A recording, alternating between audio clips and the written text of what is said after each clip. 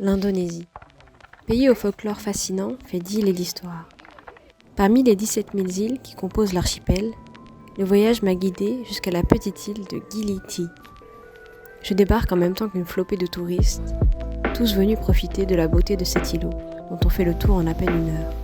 Gili Trawangan est situé au nord-ouest de l'île de Lombok. Sur l'île, aucune voiture ou véhicule à moteur. Ici, on se déplace à pied ou à cheval dans des calèches nommées sidomo. Les chevaux sont des travailleurs comme les autres. Marqués au fer rouge pour être identifiés, ils galopent dans les rues étroites pour gagner leur pitance.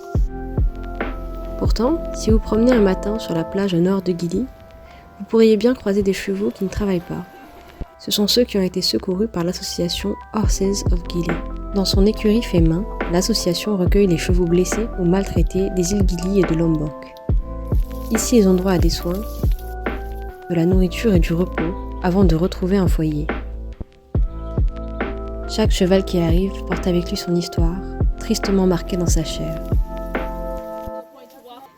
Le soin des infections et des plaies font partie des tâches quotidiennes des volontaires et du staff. Mais soigner le corps ne suffit pas toujours, car si certains ont juste besoin d'un nouveau départ, d'autres n'ont plus la force de vivre. Et pour ceux qui restent, le chemin continue. À l'origine de cette association, Victoria Taylor, une américaine manager d'un centre de plongée et diplômée en sciences équestres. Elle nous raconte son point de vue sur les chevaux de Gili.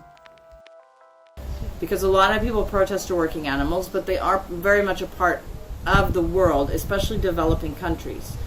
So those of us from Western countries who come to a developing country and we're shocked because they're working animals, we have to realize that less than 100 years in Europe there was horses working.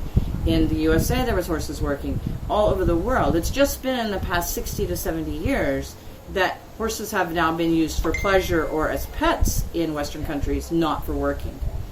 Which one could argue that are they better off as pets or are they better off as working animals? That's like a very long debate. But as long as they're ethically cared for, they were bred to work. They are domestic animals, just like cattle and sheep and any other animals. They were bred to work.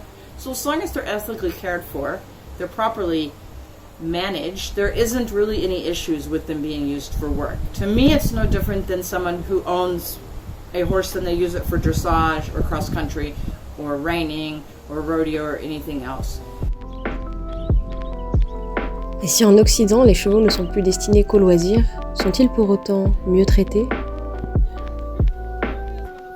Animal abuse occurs everywhere. It occurs in every country in the world. It's not limited to developing countries. There's horrific abuse cases in Western countries every day. And those people are well educated and know better. Here we have poverty, lack of education, lack of resources, lack of veterinary care. So it's really unfair for Westerners to judge when the same occurs in their own backyard and they have all the resources that are available and it still occurs. Yet they get very angry and judge the animals here for working when they're doing the best they can. J'ai été volontaire au refuge pendant quelques semaines et cela m'a appris beaucoup sur le rapport entre l'homme et l'animal. On oublie souvent l'interdépendance de nos espèces qui sont liées par une histoire où se mêlent domination et amitié. Et bien qu'on ne saura jamais ce qu'ils pensent de nous, nous leur devons tellement. Et à tous les animaux travailleurs qui ont permis à l'homme d'accomplir tant de choses, je souhaite que l'humanité trouve un moyen d'un jour vous remercier.